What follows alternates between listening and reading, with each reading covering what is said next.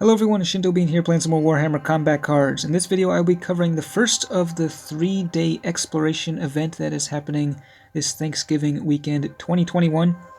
Over in the shop, if you haven't checked it out already, there is a brand new card that you can purchase for real money.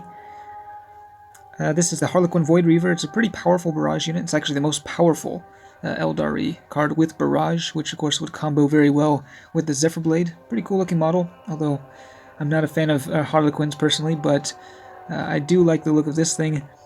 I probably won't actually be getting it, but it does look like a pretty good card. There was also a free pack of Aeldari cards, a pretty big one. I already claimed that one, so make sure you head over to the shop to claim that before it expires.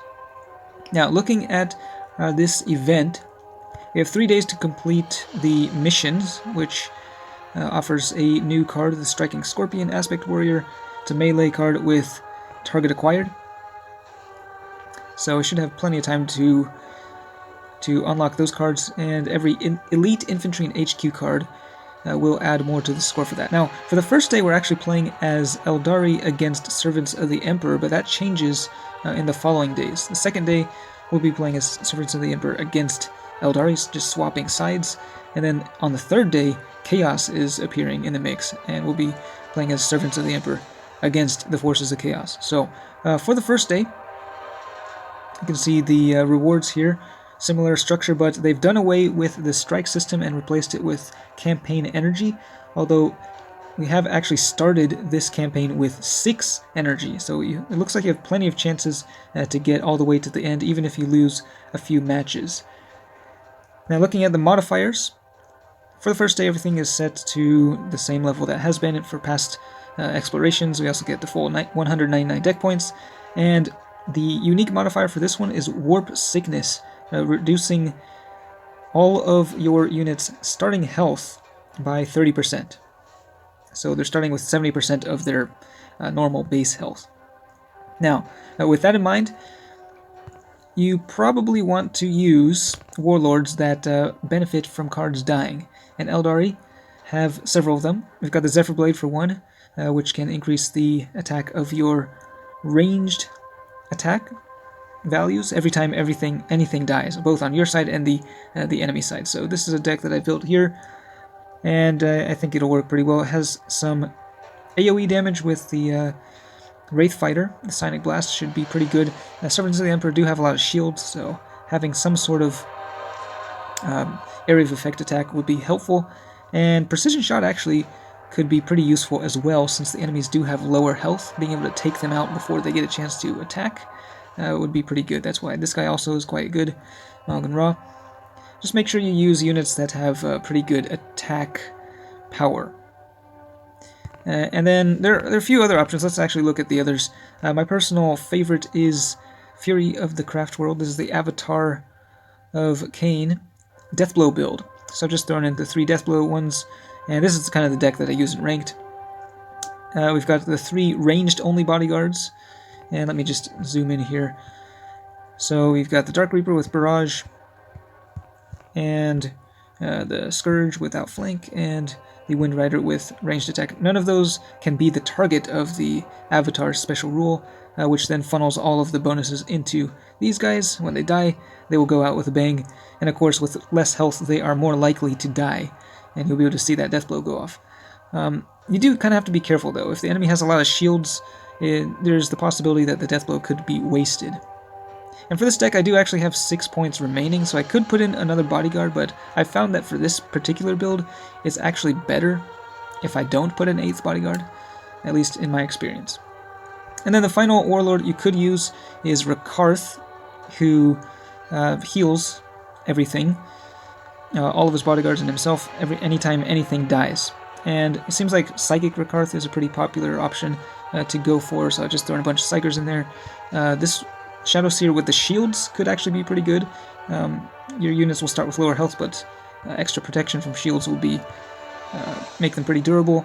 And the Wraith Seer is the main damage dealer here. If you can increase its health a bit, this thing could really do some serious damage with the Sonic Blast.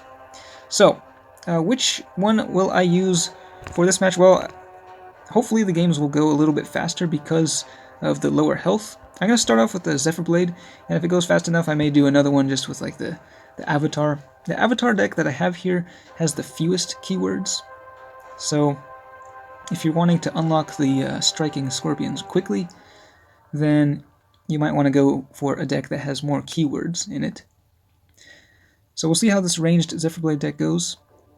This is on the 4th stage, 4 out of 10, and we're up against Commissar Yarrick. Got a beautiful little animation going on from the Warp Sickness coming in from the sides.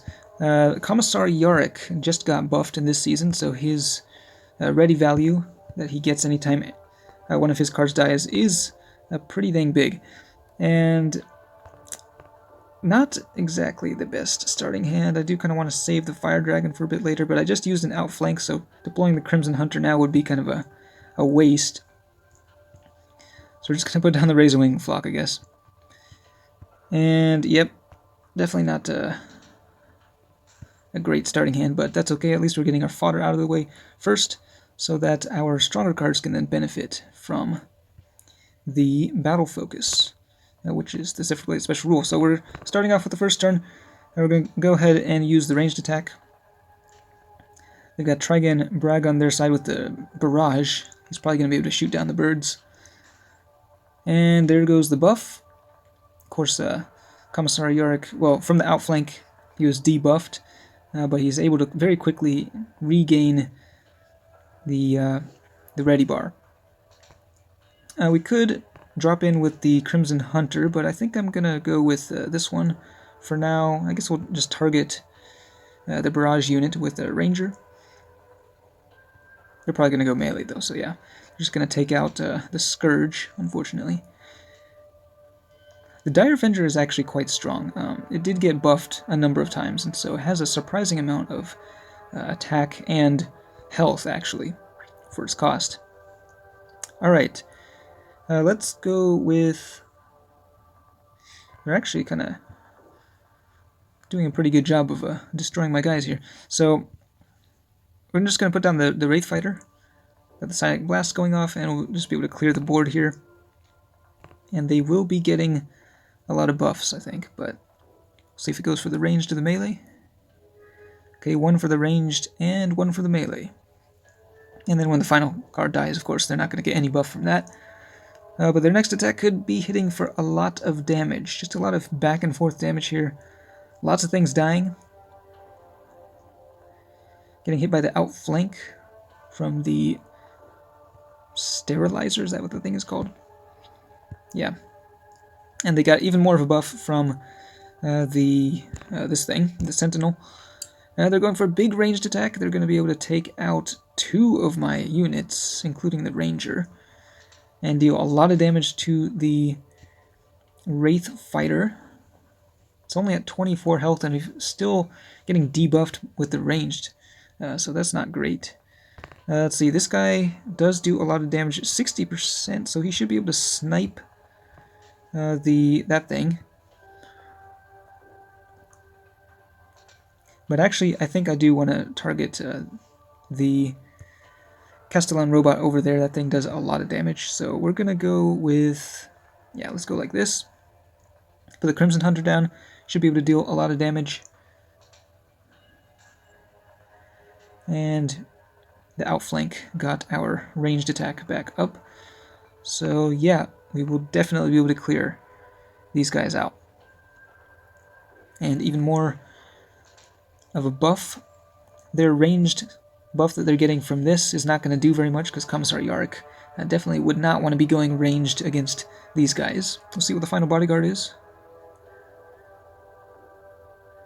Okay.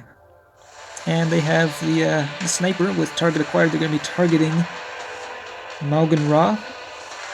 And yeah, they're going for the melee attack, so they're actually going to be able to take him down in one hit from Yarrick. The Wraith Fighter almost dies, but it survives at 5 health. And it looks like this is game over. So, didn't really actually feel that much shorter than a regular game. But things are definitely dying quickly.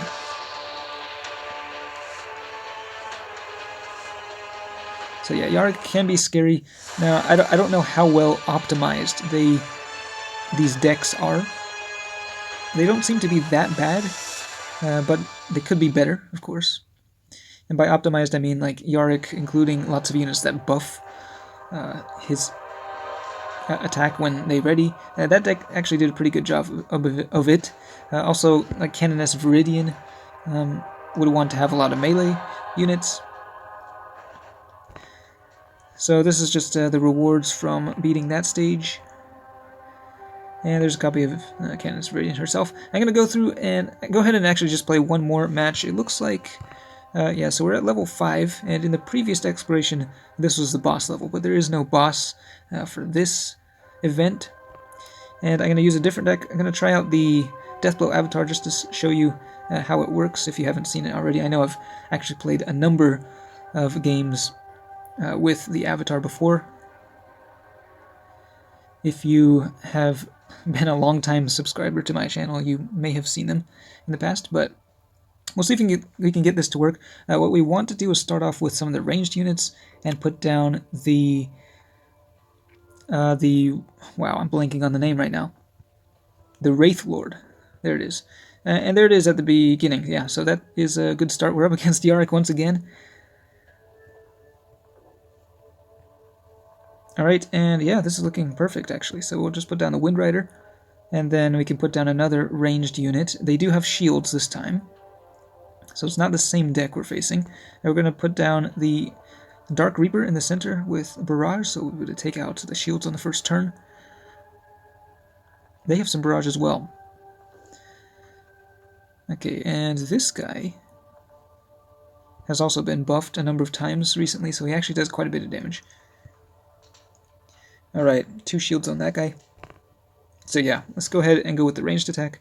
We will be taking a fair bit of damage, but that's okay.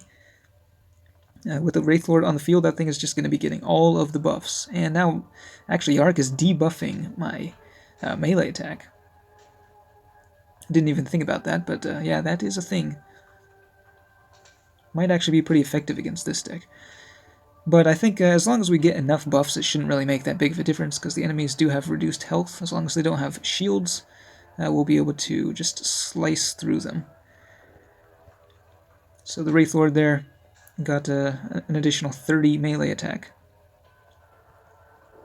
It's now sitting at 91, and I think we're gonna go. I think we're just gonna keep going with the ranged though for the time being.